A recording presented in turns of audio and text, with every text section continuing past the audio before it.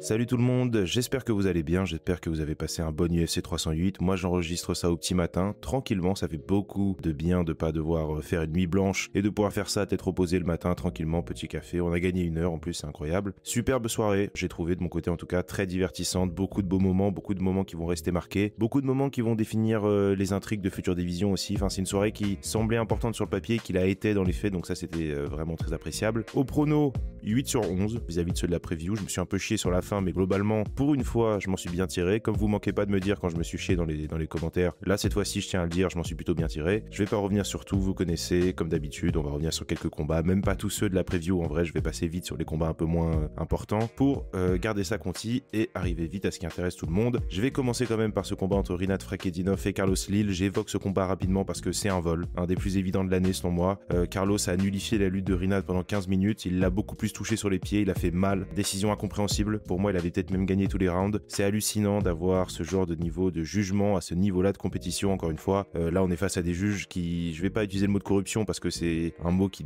décrit une autre situation, mais là je pense qu'on peut parler d'incompétence à ce niveau-là. C'est assez hallucinant. Je me sens mal pour Carlos parce que c'était ses débuts et qu'il faisait une très belle impression et qu'il avait de quoi vraiment marquer les esprits pour son premier pas à l'UFC. Voilà, c'est un peu ignoble. Victoire de Rinat par décision unanime en plus, alors que pour moi il avait clairement perdu le combat. On va pas revenir sur l'acné dans le dos de Carlos maintenant parce que ça me ferait de mettre des suppositions et j'aime pas trop faire ça, mais bon, on va rester vigilant sur l'arrivée d'un communiqué de l'USADA. Quand même. Le combat entre Farid Basharat et Victor Hugo, superbe performance de Farid Basharat, surtout quand on y met le contexte parce que Victor Hugo a raté la pesée. Le combat devait se faire en poids coq, il s'est finalement fait en point plume. Farid a accepté comme un bonhomme, une classe de poids au-dessus alors qu'il avait déjà validé la pesée apparemment. La situation est pas très claire, mais en tout cas il a remporté chaque round selon moi, beaucoup plus de volume. Il a sorti sa lutte dans le troisième pour sécuriser la victoire. Franchement voilà, très impressionnant. Je pense qu'il mérite d'affronter un mec du top 15 chez les poids coq maintenant. Il a été professionnel, il a fait le poids, il a accepté un adversaire qui avait complètement raté la pesée. Victor Hugo, c'est pas la première fois, il faut qu'il pense à monter en poids plume parce que ce genre de moment ça reflète mal sur ta carrière et sur la perception que les gens ont de toi, et sûrement au niveau de l'UFC ça a un peu du mal à passer, mais voilà, très belle performance de Farid, pas de souci. Abus Magomedov contre Bruno Ferreira, il y avait un round partout à l'entrée du troisième, comme prévu, comme j'avais dit dans la preview, le cardio était un peu inquiétant, c'est-à-dire qu'on sentait que dans le troisième round c'était vraiment compliqué pour les deux. Magomed a trouvé les ressources pour soumettre Bruno dans le troisième round, pas impressionné par la performance à titre personnel, c'est une victoire, voilà, il y a pas à rechigner, il l'a fini en plus donc tant mieux pour lui, mais là il va falloir quand même sérieusement s'inquiéter niveau cardio, c'est pas normal de perdre autant de rythme après un premier round, ça avait déjà été le cas contre Sean Strickland, il faut rectifier ça au plus vite. Voilà, pas une performance très impressionnante selon moi, je l'attendais beaucoup plus frais, beaucoup plus imposant, mais il a fait le boulot, il n'y a pas eu de soucis et voilà, victoire pour lui au troisième round, félicitations, il faut bosser ce putain de cardio. Mateusz Rebecki contre Mick Tibek au rollbly, combat de l'année selon moi pour l'instant, à moins que j'en oublie un, mais voilà, c'était assez exceptionnel. Dans la preview, je soulignais la résilience de Mick Tibek, c'est selon moi ce qui allait lui permettre de gagner le combat, ça n'a pas été le cas, mais je crois que tout le monde voyait ce que je voulais dire. Mateusz lui a flingué la gueule dans le premier round, il lui a complètement ruiné l'œil, il est quand même resté compétitif, il est revenu solide, il a remporté le second round, voilà, c'était un bordel, une vraie guerre, du sang partout, c'est une split décision, mais selon moi, victoire logique de Rebecki, voilà, pour moi il prend le premier et le troisième round. Il y aura une pause pour les deux hommes, après ce genre de guerre en général c'est bien de laisser un peu à son corps le temps de se guérir et de repartir de l'avant, mais c'est comme ça qu'on gagne des fans. Guerre incroyable, vraiment incroyable, bonus bien mérité pour les deux hommes, bonus du combat de la soirée, peut-être, je sais pas s'il donne un bonus pour le combat de l'année à la fin de l'année, mais en tout cas peut-être un deuxième bonus qui va voir le jour. Vraiment un combat exceptionnel à re-regarder, une belle guerre, c'était vraiment tout ce qui était prévu et tout ce qu'on attendait de ce combat, et parfois ce genre de perception ça déçoit, mais là ça a été tout ce que ça se promettait d'être. Félicitations aux deux hommes, Mateusz Rebecki, victoire logique selon moi. On passe à Geoff Neal contre Rafael dos Anjos très rapidement parce que voilà, victoire sur blessure, une blessure de Rafael dos Anjos au tout début du premier round. Geoff avait montré quand même sa supériorité avant, il l'avait knockdown, il l'avait emmené au sol. Grosse pensée pour Rafael dos Anjos qui a 40 ans. Si c'est sérieux, s'il a besoin d'une opération quelconque, s'il a besoin de temps, on a peut-être vu la dernière apparition de dos Anjos dans l'octogone ce soir, ou alors il reviendra pour un dernier combat, mais voilà, 40 piges, il s'est flingué le genou, visiblement c'était pas beau à voir parce qu'il a eu du mal à se remettre, il était en grosse douleur après. Ce serait triste que ce soit la façon avec laquelle une telle légende quitte le sport, mais voilà, il faut penser qu'il a 40 ans, qu'il a une longue carrière derrière lui, que c'est compliqué de se remettre de ce genre de pépin même quand on est jeune. Donc là, à son âge, j'ai beaucoup de mal à l'imaginer refouler l'octogone, ne serait-ce qu'en 2025. Peut-être un combat de gala en 2026 pour dire au revoir aux fans, mais voilà. On passe à Sharafutdin Magomedov contre Armen Petrosyan. Le gros truc que je vais dire avant de parler du finish qui est exceptionnel, il faut vraiment progresser défensivement sur les pieds pour Sharaf Magomedov, c'est impératif. Il se fait trop toucher, et d'ailleurs Petrosyan se débrouillait très bien dans le combat, mais trop standard, comme j'avais dit dans la preview, trop évident ce qu'il va faire. Contre un adversaire qui aurait fait un petit peu plus de taf défensif, il aurait eu beaucoup plus de mal. Il s'est fait ironiquement avoir parce qu'il lui manque, à savoir la créativité en striking. Voilà, Shara, il a envoyé ce double back fist absolument incroyable et il a remporté une grosse victoire. C'est un truc qui se fait un peu plus en kick qu'en MMA, mais en tout cas c'était super beau à voir. Finish impressionnant, pas convaincu par le moment par Sharaf Magomedov, je le dis, j'avais beaucoup de questions, j'ai pas eu beaucoup de réponses. J'ai besoin de le voir contre un mec d'un peu plus haut niveau maintenant pour voir vraiment ce qu'il donne quand il y a beaucoup d'adversité. Là, je suis pas convaincu. Il a remporté le combat par finish de toute façon, donc il y avait pas d'histoire de jugement ou quoi. Mais Petrosyan, il s'était bien installé, il l'avait bien touché. Et si tu te prétends affronter, devenir champion et affronter des mecs de très haut calibre, c'est compliqué de se faire toucher par un mec du calibre de Petrosyan, avec tout le respect que j'ai pour lui bien sûr. Victoire de Sharaf Magomedov, très beau finish, bonus mérité, il y a pas à dire, mais voilà. Attention. Leron Murphy contre Dan Ige, combat très serré. Premier round, Ige le prend assez facilement, il a knockdown Leron et il a montré beaucoup de dynamisme, beaucoup de mouvement. Deuxième round, Murphy reprend le contrôle, il remet du volume, il fait mal à Dan qui commence à sérieusement ralentir. Voilà, on sent que le cardio était pas là, simplement. Troisième round, Dan a du temps de contrôle, mais il ne fait absolument rien avec. Leron fait des dégâts sur les pieds. Les critères ont été respectés à la lettre. Contrairement au premier combat, hein, c'est un peu quand ça les arrange. Surtout que les deux combats ont des juges en commun, donc ça rend le premier combat encore plus bizarre finalement.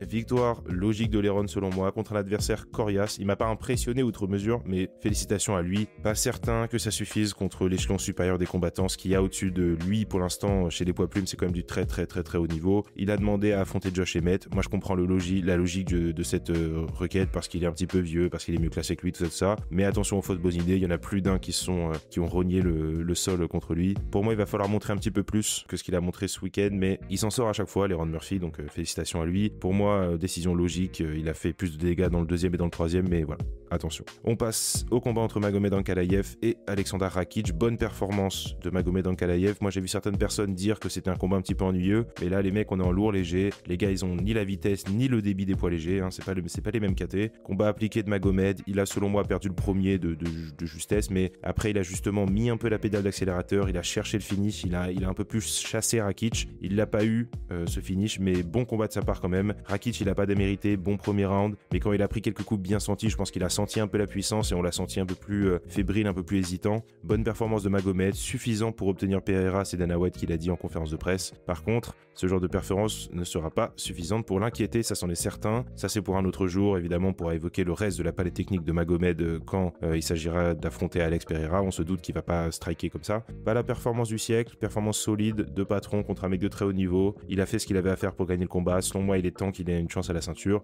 On verra ce qui se passe. Et en parlant de mecs qui ont mérité une chance à la ceinture, on passe à Khamzat Chimaev contre Robert Whittaker. Initialement, je pense que comme beaucoup de personnes, je trouvais que Robert avait tapé un petit peu vite. Et puis comme tout le monde, j'ai vu la photo sur Twitter. Khamzat, il a visiblement déchaussé sa mâchoire grâce à la simple pression de ses bras. C'est un petit peu effrayant. Mauvais prono de ma part. Voilà. Le pire, c'est que j'ai décrit le combat avec justesse. J'ai juste décidé de faire confiance à Whittaker pour survivre cette phase au sol qui allait inévitablement arriver. C'est pas grave. Grosse performance de Khamzat, il a commencé fort comme toujours. Robert a bien défendu le sol pendant un temps, on sentait qu'il avait quand même bien bossé, mais à ce niveau-là, voilà, la moindre erreur est fatale. Il en a fait une. Khamzat, il a chopé sa mâchoire, il l'a déchaussé. Voilà, encore une fois, c'est effrayant à dire, hein. Excellente performance de sa part, surpuissant.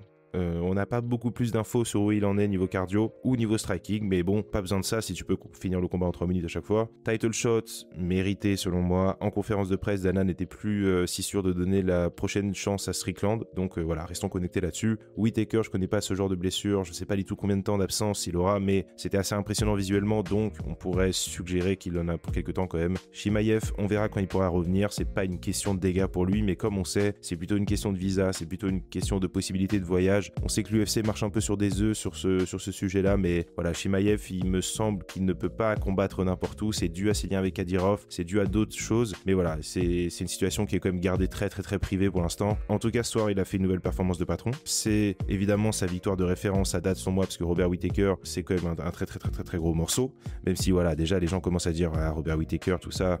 Les gars, Robert Whittaker, c'est du très très haut niveau. Ce que Khamzat vient de lui faire, c'est absolument impressionnant. Très belle victoire de sa part. Il a complètement mérité d'affronter Dricus du Plessis. Si c'est lui le prochain à la ceinture, tant mieux. Je préfère largement que ce soit Luke Strickland, qui selon moi aurait besoin d'une vraie victoire supplémentaire pour avoir cette chance. On verra ce que Dana White décide de faire. On verra si cette question du voyage et du visa a un impact sur les décisions qui sont prises aussi. Je ferai peut-être une petite vidéo à ce sujet d'ailleurs parce que je trouve ça très intéressant. On passe au main event, Max Holloway contre Ilia Topuria. Topuria vient de faire en 3 rounds ce que Gaethje et Poirier n'ont pas réussi à faire en 25 minutes chacun, voire même 2 fois 25 minutes pour Poirier, à moins que c'était un 15 minutes le premier, je sais plus trop. Faut se rendre compte du niveau de puissance, quoi. Combat qui s'est un peu déroulé comme on le pensait jusqu'au finish. Holloway envoie plus de volume, Ilia le fait beaucoup louper et quand il touche, lui, il y a quand même plus d'impact. Faut le dire, je trouvais qu'Holloway était bien dans son combat, de rounds très compétitifs. Topuria était en avance pour les juges, logiquement selon moi. Ça revient à ce truc de dégâts, c'est-à-dire que finalement Holloway, il touchait bien. Je pense que même s'il envoyait 2 fois plus de coups ou quelque chose comme ça, les stats de coups touchés sont relativement similaires. Mais voilà, quand Topuria il touche, quand Topuria il s'installe,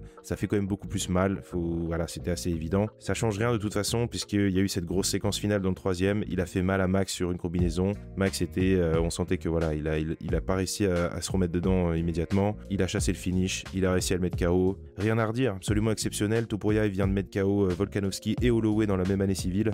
Je pense que ça suffit à placer le bonhomme. Moi je pensais que Holloway allait réussir à survivre les 5 rounds et reprendre petit à petit le contrôle du combat. Ça n'a pas été le cas. Victoire de Topuria par KO, sensationnel. Il a un bel avenir devant lui, voilà, c'est assez évident. Maintenant, c'est plus qu'il semble d'ailleurs, puisque la revanche contre Volkanovski elle a plus ou moins été annoncée par Dana White, même si voilà, il peut toujours se passer des choses comme on sait, mais on va attendre ça avec impatience, voir comment Volkanovski, est-ce que la première fois c'était parce qu'il avait mangé un KO avant, donc il a eu un peu de mal à s'en remettre, est-ce que là avec plus de pause il sera un peu meilleur? Voilà, on verra. Moi, j'ai hâte de revoir ce combat parce que de toute façon, je crois pas qu'il y ait un autre challenger légitime tout de suite. Diego Lopez, pour moi, il lui faut une victoire de plus quand même. Holloway, il a évoqué en conférence de presse une montée en poids léger. Je dirais que ça a du sens pour lui après une pause. Voilà, peut-être que maintenant, c'est compliqué pour lui de se remettre à se battre de nouveau pour une chance à la ceinture. C'est compliqué peut-être à envisager de sa part parce qu'il va falloir se remettre à affronter les challengers qu'il a déjà battus.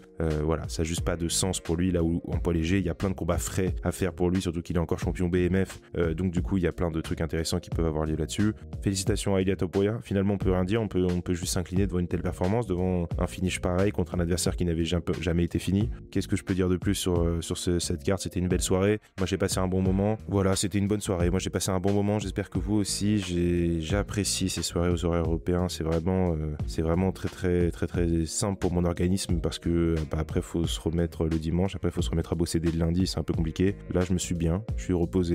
J'espère que vous aussi. J'espère que vous n'avez pas fait trop la fête. Et sinon, voilà, c'est tout pour moi aujourd'hui. Comme d'habitude, si vous avez aimé la vidéo, si vous voulez voir les prochaines, si vous voulez pas rater les lives qui vont arriver, n'hésitez pas à liker la vidéo, à commenter, à vous abonner. Vous connaissez le chemin.